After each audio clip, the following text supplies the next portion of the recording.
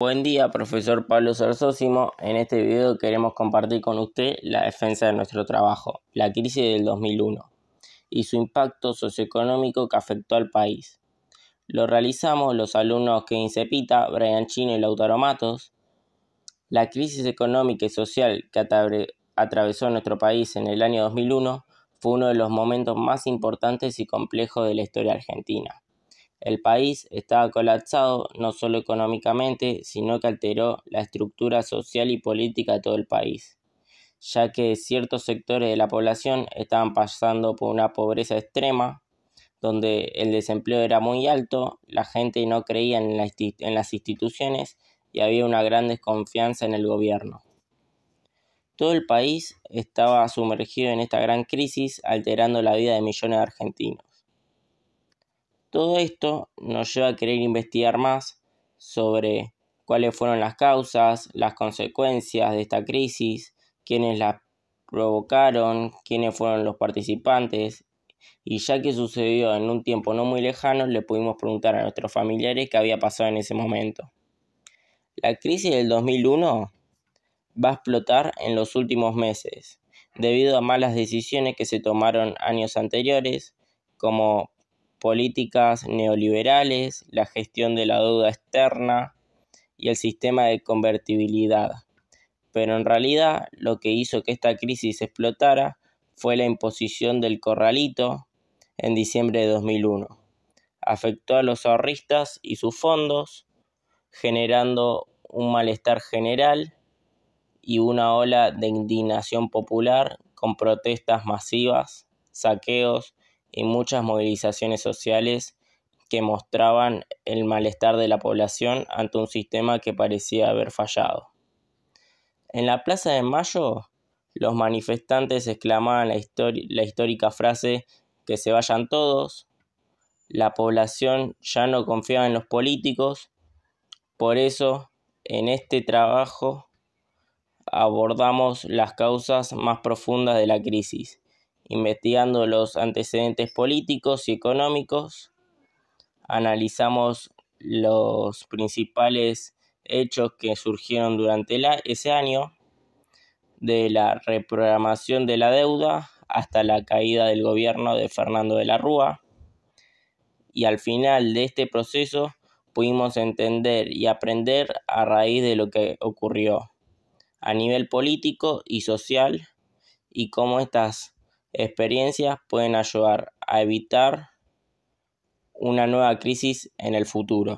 En el contexto histórico de esta profunda crisis nos debemos remontar al fin de la dictadura militar en 1983, cuando la Argentina enfrentó la difícil transición hacia la democracia, con una gran crisis económica y una hiperinflación descontrolada.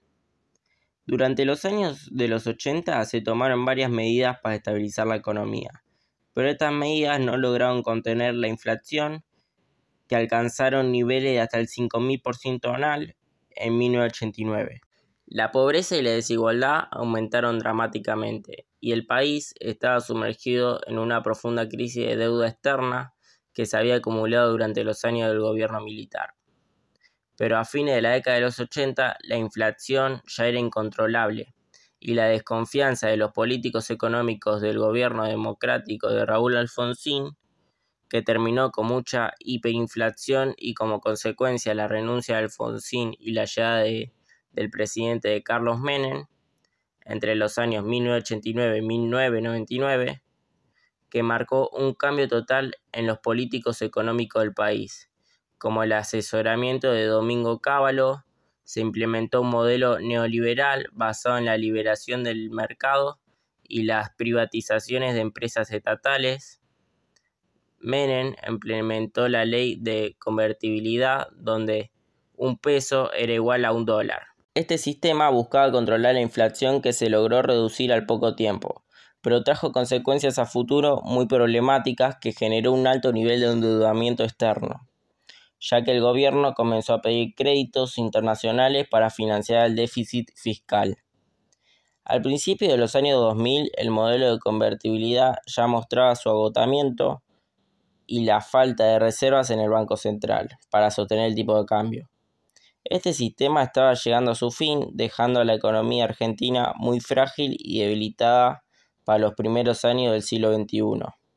Con la llegada de Fernando de la Rúa al poder, los problemas económicos fueron heredados de la década anterior. Durante su gobierno se continuó con políticas de ajustes y beneficios sociales, pero todas estas medidas servían para profundizar la crisis social. La deuda externa continuó creciendo, el sistema de convertibilidad ya era insostenible, las protestas sociales cada vez eran más y el país estaba al borde del colapso económico. Al final del 2001, cuando la fuga de capitales se aceleró y el gobierno implementó el corralito, a partir de allí terminó de desencadenar una crisis social política que terminó con la renuncia de la Rúa y la caída de varios presidentes que fueron gobernando en pocos días. La crisis del 2001 en Argentina fue resultado de varios problemas acumulados a lo largo del tiempo. Durante los años 90, el gobierno de Carlos Menem implementó políticas neoliberales que buscaban abrir la economía al mundo. Esto incluyó privatizar empresas estatales y reducir impuestos a las importaciones. Si bien al principio estas medidas ayudaban a controlar la hiperinflación, también hicieron que la economía argentina se volviera muy dependiente de capitales extranjeros. A medida que el gobierno se endeudaba más y más para financiar sus gastos, la deuda se volvía insostenible. Esto significaba que una gran parte del presupuesto se destinaba para intereses, dejando poco para invertir en salud, educación y empleo. Además, la apertura económica trajo una avalancha de productos importados más baratos, lo que afectó gravemente a la industria local. Muchas fábricas cerraron y millones de empleos se perdieron, aumentando el desempleo y la desigualdad social. Cuando el gobierno de Fernando de la Rúa asumió en 1999, heredó esta situación complicada. En lugar de buscar soluciones para reactivar la economía, continuó con políticas de ajustes que recortaron beneficios sociales y aumentaron impuestos, lo que desató un descontento masivo entre la población. Finalmente, en diciembre del 2001 se impuso el corralito, que limitó el acceso a los ahorros bancarios, lo que provocó protestas masivas y una crisis de confianza en las instituciones del país. La crisis del 2001 en Argentina fue un momento muy duro para el país, especialmente en diciembre. Todo comenzó en el gobierno implementado el corralito, una medida que impedía a la gente acceder a su dinero en los bancos. Esto generó una gran indignación, ya que muchos argentinos no podían retirar sus ahorros, y eso llevó a un colapso del consumo y a la economía. El 19 de diciembre la situación se volvió caótica ante los saqueos y disturbios. El presidente Fernando de la Rúa declaró el estado de sitio, lo que significaba que se suspendieran ciertas libertades que la policía podía actuar con más fuerza. Esto solo aumentó la tensión y la gente salió a protestar masivamente en las calles, especialmente en la Plaza de Mayo, gritando que se vayan todos. Las protestas se volvieron violentas y hubo enfrentamientos con la policía, resultando en varias muertes y heridos. Al día siguiente, el 20 de diciembre, la presión social fue tan intensa de que la Rúa renunció. Su salida en helicóptero desde la Casa Rosada se convirtió en un símbolo del fracaso del gobierno. Después de su renuncia, Argentina vivió un periodo de gran inestabilidad política, con varios presidentes interinos en pocas semanas. Durante esta crisis también surgieron movimientos sociales que representaban el descontento popular. Los piqueteros, por ejemplo, aparecieron para luchar contra el desempleo y ayudar a los más necesitados. Las asambleas barriales se formaron para discutir soluciones a los problemas locales. Las protestas con cacerolas se volvieron un símbolo de resistencia y unieron a muchas personas de diferentes clases sociales para exigir cambios profundos en el país. La crisis económica en Argentina tuvo consecuencias severas. En 2002, el PBI se contrajo un 10,9%, lo que provocó el cierre masivo de empresas y un aumento significativo de desempleo. El default declarado en 2001 por un monto de $100.000 aisló financieramente al país, dificultando su acceso a créditos internacionales y limitando la recuperación económica. La devaluación del peso de 1 a más de 3 pesos por dólar impulsó las exportaciones, claro, pero también generó alta inflación, lo que encareció el costo de vida y redujo el poder adquisitivo, afectando especialmente a los sectores más vulnerables. El desempleo superó el 20% y la pobreza alcanzó el 57,5% de la población en 2002.